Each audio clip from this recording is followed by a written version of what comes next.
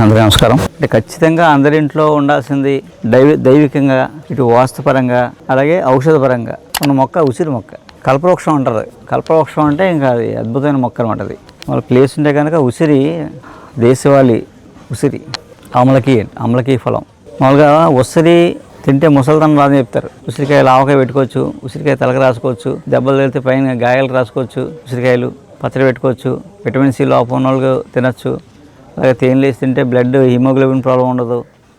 అలా రకరకాల మాట. ఉసిరితో మనం కొన్ని 100 రకాల వైద్యాలు చేసుకోవచ్చు ఇంట్లో. ఉసిరి ఏదో రూపంలో రోజు తింటున్నాం అనుకోండి, చాలా జబ్బులకి చెక్ అనమాట.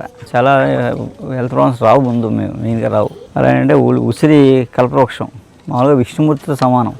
ఉసిరి చెట్టు మారేడు శివుడు, ఉసిరి విష్ణుమూర్తి అని చెప్తారన్నమాట.